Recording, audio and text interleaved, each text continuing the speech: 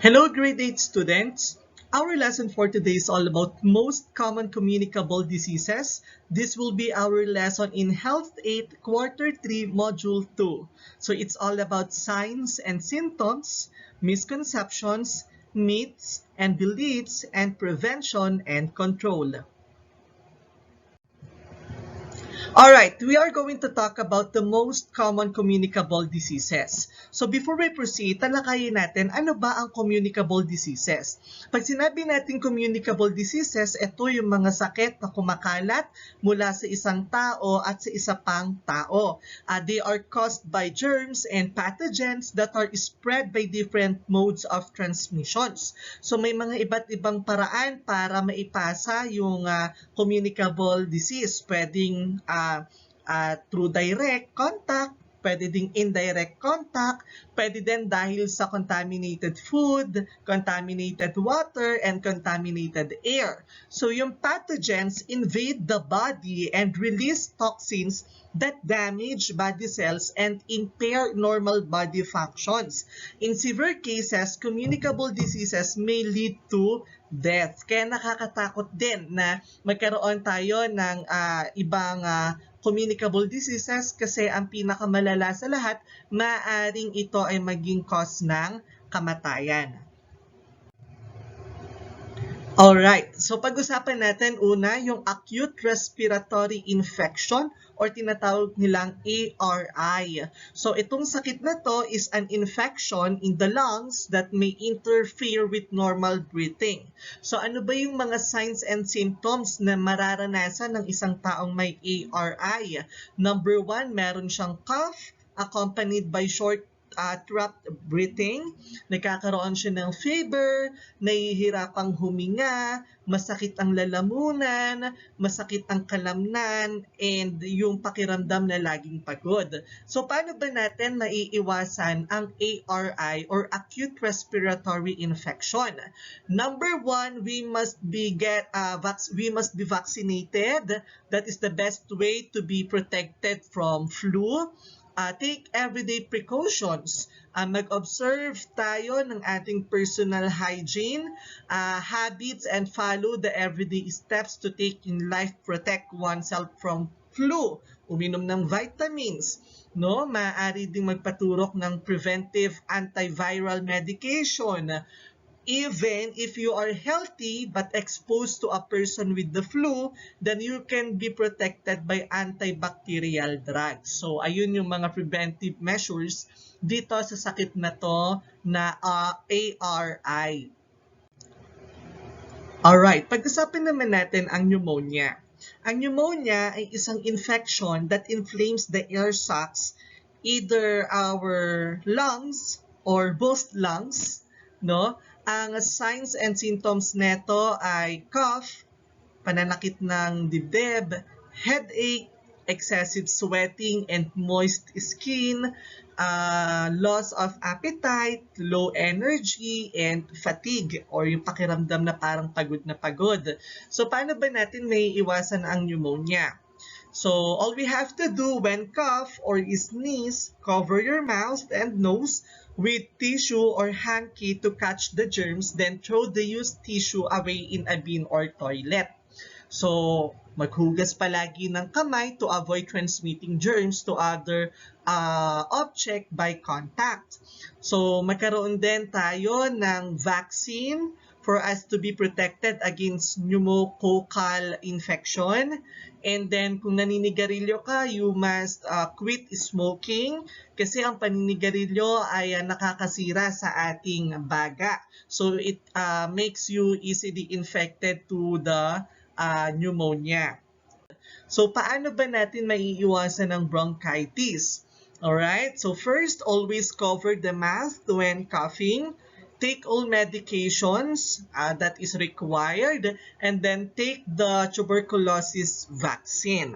So, pag-usapan natin yung tuberculosis since it is mentioned in the preventive measures. Ang tuberculosis is an infectious bacterial disease that mostly affects the lungs. So, yan yung pinaka-common sa atin, no? So, ang symptoms niya, cough continuing for more than 3 weeks, nawawalan ng ganang kumain, unintentional weight loss, nagkakaroon ng fever, ng chills, and then night sweats. So, preventive measure, just like in bronchitis, always cover the mouth when coughing, take all medications, and then take the tuberculosis vaccine.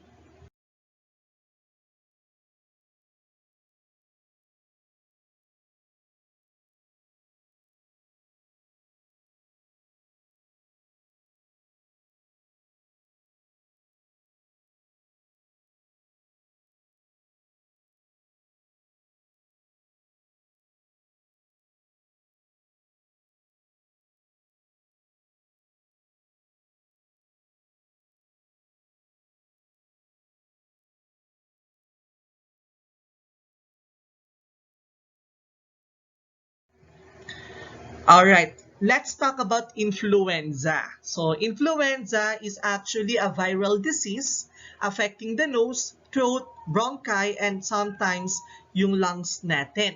So, yung mga signs and symptoms niya, nagkakaroon ng sudden onset of high fever, pananakit ng mga kasukasuan, pananakit ng ulo, nangihina, pakiramdam na laging pagod, nagkakaroon ng dry cough, and then sore throat. So para maiwasan to, let us avoid close contact with people who are sick. Stay home when you are sick. Katulad dun sa nabanggit kanina, cover your mouth and nose when you sneeze. Laging maghugas ng kamay. Iwasan nating hawakan yung ating mga mata, ilong, at saka bibig. So, practice other good health habits para maiwasan natin yung mga sakit na iyan. Okay, so malaria. Ano naman ang malaria? Ang malaria is a disease caused by Plasmodium parasites through the bites of infected female Anopheles mosquitoes. So, galing ito sa mga babaeng lamok. So, ito yung mga sintomas. Nagkakaroon ng fever, flu, chills, headache, muscle aches, and fatigue. So, ang malaria is actually parang kapatid ni dengue fever. So, ang description niya ay mosquito-borne viral infection siya. So, katulad ng malaria, galing siya sa mosquito that may attack any person. So, kahit sino pwedeng magkaroon ng dengue. So, the virus is transmitted by a mosquito known as Aedes aegypti and Aedes albopictus. So, ito yung signs and symptoms niya. Pananakit ng ulo, muscle, bone, and joint pain, pagsusuka, rashes, bleeding gums or nose, blood in the urine, bleeding under the skin. So, paano natin maiiwasan ang malaria at saka ang dengue fever? So, first, elimination of standing canal water. So, kung meron tayong mga stock water sa bahay, halimbawa sa kanal, mga tubig na hindi ginagamit, itapon natin to. Change water in the flower vases regularly, weekly to discard eggs. So kung meron nga tayong mga stock na tubig katulad sa mga flower vase, mga timba, na iniipon nating mga tubig dyan, kapag hindi yan nagalaw ng matagal, nagkakaroon ng kitikite, so palitan natin yung mga tubig na naka-stock sa bahay natin. Cover containers used to collect and hold rainwater. Use door and window screens to reduce indoor mosquitoes. Kung kaya nating palagyan ng screen yung ating mga pintuan at bintana para hindi makapasok yung lamok sa bahay, and then do it. So, use mosquito repellents on the skin and clothing or protection against mosquito bites. Ayan, katulad ng mga off lotions, no? Maaari tayong gumamit ng mga ito para hindi tayo makagat ng lamok. And then, wear long pants and long sleeves or additional protection from mosquitoes. Okay? Alright. So, isa din sa kilalang communicable disease ay ang STI or STD or sexually transmitted infections and sexually transmitted disease. So, ang STI ay isang infection that are primarily transferred from one person to another person during sexual intercourse.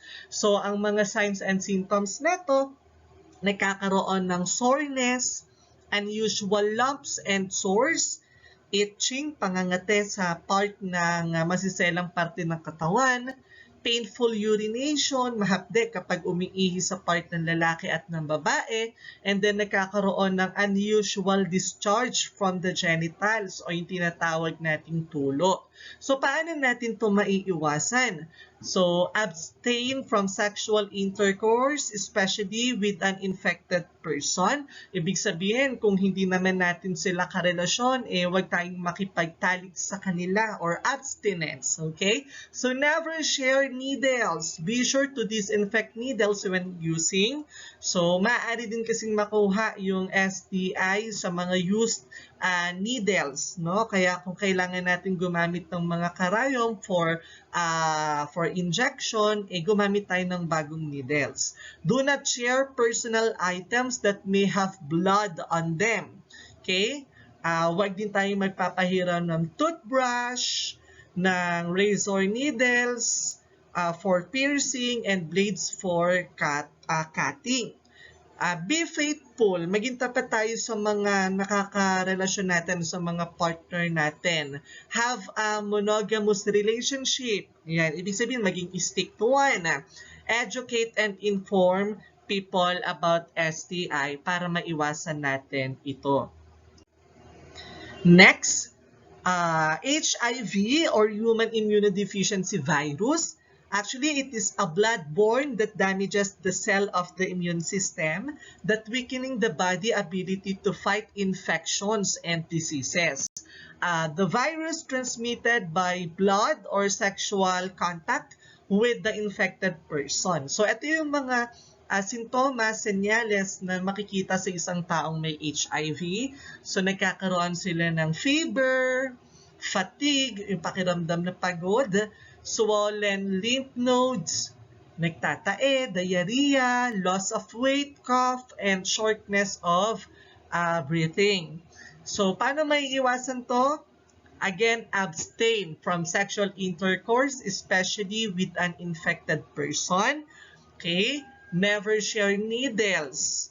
Kung magpapatato, dapat gumamit ng bagong needle. Do not share personal items that may have blood on them. Be faithful, have a monogamous relationship, and educate and inform other people para maiwasan natin na magkaroon ng HIV. Alright, so isa pa, kapag lumala ang HIV, nauuwi ito sa AIDS or Acquired Immunodeficiency Syndrome. Ito ay isang uri ng disease caused by the virus transmitted by blood or sexual contact with the person. So, ang senyales niya has the same symptoms as flu, but after 3 to 6 weeks pa bago maramdaman. So, nagkakaroon ng fever, muscle soreness, rashes, pananakit ng ulo, sore throat, mouth, or genital ulcers. So, para maiwasan ito, katulad sa STI and HIV, iwasang makipagtalik sa ibang tao.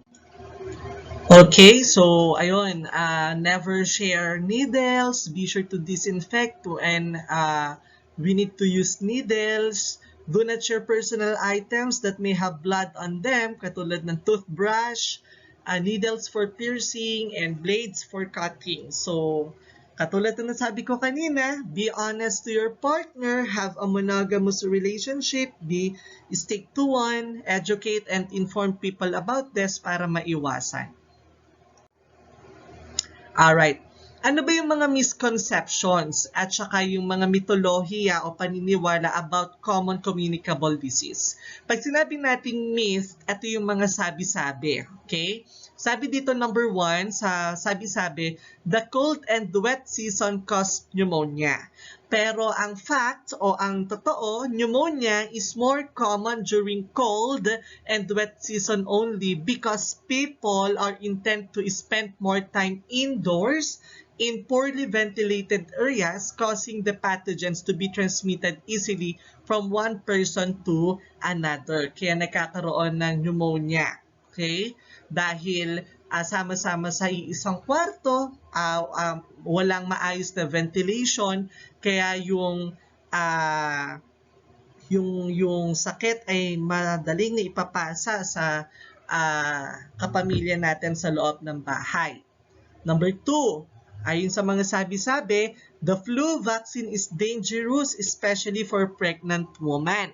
Pero ang totoo, ang flu vaccine ay safe for expectant mother and highly recommended to help prevent contracting flu.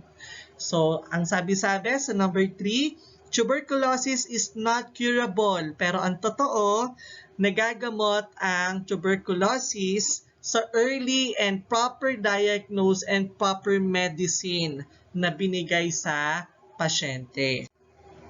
Ano pa? Number 4, sabi-sabi, ang tuberculosis daw is caused by cigarette smoking. Pero ang fact, it is actually caused by the bacterium. Mycobacterium tuberculosis. Smoking is just increase the risk of developing tuberculosis. So, pinapataas lang ni smoking ang tsansa na magkaroon ng tuberculosis ang isang tao. Number 5, dark clothes attract dengue-carrying mosquito. Pero ang totoo, the mosquito in general are not adapted to a certain color of primarily attracted to more carbon dioxide and heat clothes, type of food, or even blood type. Number 6, AIDS is a disease of the gay community only. Yan. Pero ang totoo, kahit sino ay susceptible to HIV and may contract AIDS regardless of his or her sexual orientation. So, these are the steps in prevention and control of most common communicable diseases. Number 1, handle and prepare food safely. Okay, so kailangan nating i-handle ng maayos yung ating mga pagkain dahil food can carry germs. Maghugas tayo ng kamay, ng utensils, and surfaces ng madalas kapag tayo ay nagpe-prepare ng pagkain, lalo na sa mga hilaw na karne. Lagi nating hugasan yung mga prutas at saka mga gulay, lutuin natin itong mabuti, keep foods at proper temperatures, at huwag natin itong iwan ng nakatiwangwang. No? Kung kailangan natin siyang i-store, ilagay natin siya sa refrigerator para hindi siya masira kaagad. Number 2, lagi nating gawin ang paghuhugas ng kamay. Learn how to clean hands and help prevent flu. Number 3, clean and disinfect commonly used surface kasi ang germs ay nabubuhay sa mga surfaces. Cleaning with soap and water is usually enough. However, you should disinfect your bathroom, your kitchen regularly. Disinfect other areas if someone in the house is ill. So, you can use an EPA certified disinfectant. Look for the EPA registration number on the label, bleach solution, o di kaya yung mga rubbing alcohol. Next, cough and sneeze into your sleeves. No? Learn how and when to cover your cough and sneeze. Do not share personal items. For us to avoid communicable diseases, avoid sharing personal items that can be disinfected like toothbrush, razor, or sharing towels between washes. Needles should never be shared, should only be used once and then thrown away properly. Number 6, kailangan meron tayong bakuna. No? Vaccines can prevent many infectious diseases. There are vaccines for children and adults designed to provide protection against many communicable diseases.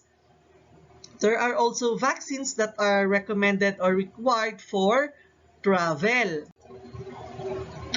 Okay, so may mga bansa na nagre-recommend or merong requirement for vaccination in other certain part of the world.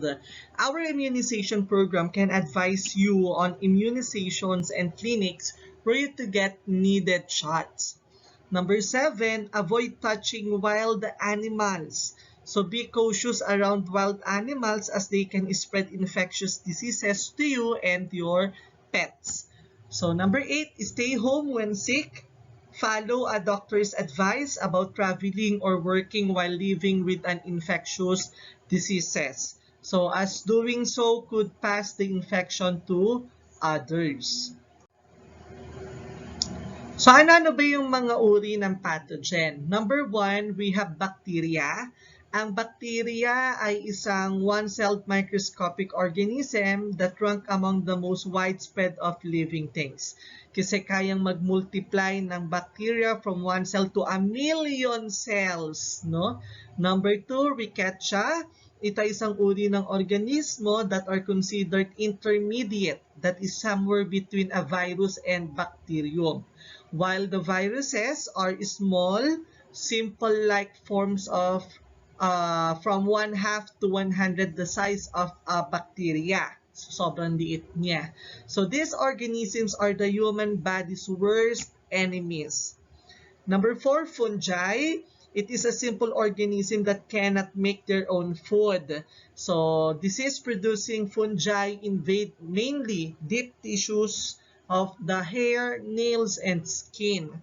So, pathogenic fungi can also cause brain inflammation and serious lung infection.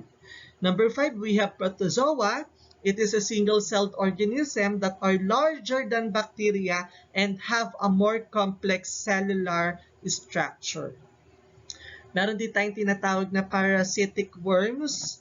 So, it is called as helminths and also live in humans. The eggs enter the body of a human through mouth, nose, and anus. So, one inside the body, helminths eggs usually lodge into the intestine, hatch, grow, and multiply so they can sometimes infest other body sites. Okay, so let's talk about the chain of infection. Number 1, para magkaroon ng sakit ang isang tao, kailangan may pathogens. Yung pathogens, ito yung mga pinag-usapan natin kanina. Ano-ano nga ulit yon? We have bacteria, viruses, fungi, protozoa, and parasitic worms. Okay? So number 2, reservoir. Pag sinabi nating reservoir, it is a place within which microorganism can thrive and reproduce.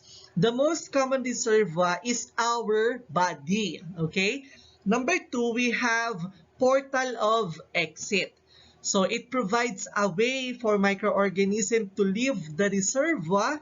For example, the microorganism may leave the reservoir through nose or mouth when someone sneezes or coughs.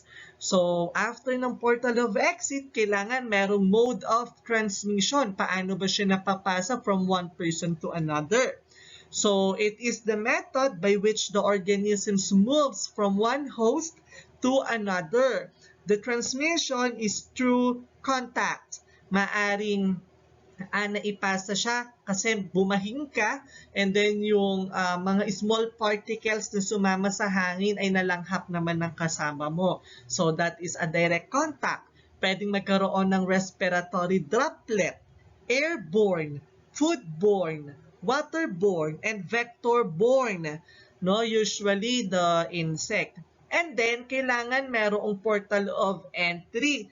Yung portal of entry, it is an opening allowing the microorganism to enter the host or to enter the human body. So this includes body opening, yung ating bibig, ilong, no? Mucous membranes or breaks in the skin. So pinaka-last, susceptible host, Ito na yung person na hindi na nalabanan yung microorganism. So, invading the body due to immunity of physical resistance to overcome the invasion by the pathogenic microorganism. O sa madaling sabi, pag sinabi nating susceptible host, ito na yung mga taong hawaan ng sakit.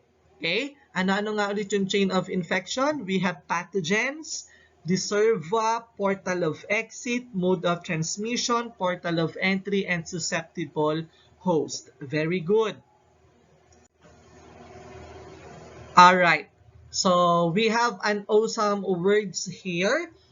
A healthy individual is productive and self-sufficient. Thus, he or she become an asset to his or her family, community, and country. It is easy to attain healthy living. Learn these healthy habits to protect yourself from diseases and prevent germs and infectious diseases from spreading. Okay? Let's proceed to our activity number 1. So please pause this part for you be able to read the activity and answer it on your notebook or any piece of paper. Okay, so let's proceed to your assessment number 1. Multiple choice, all you have to do is to choose the letter of the correct answer. Please answer it on a piece of paper or in your notebook. So please pause in each part of the assessment number 1 for you be able to answer it properly.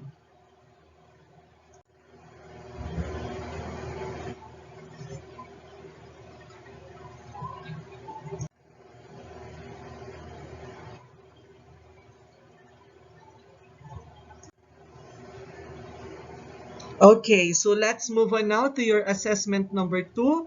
It is an enumeration. So write the answers sequentially. So 1 to 6, write sequentially the chain of infection. 7 to 10, what are the steps in prevention and control of most common communicable diseases? 11 to 15, so what are the types of pathogens?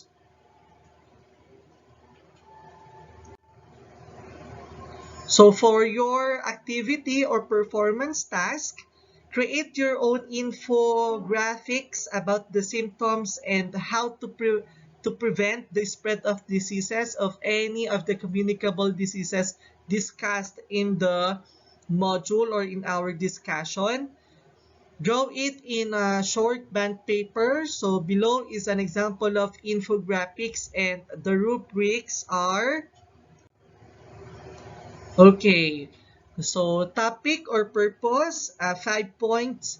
The data of your infographics, 5 points. Layout, 5 points. And then color or font, 5 points in a total of 20 points. I hope you learn something for today. Thank you and God bless you.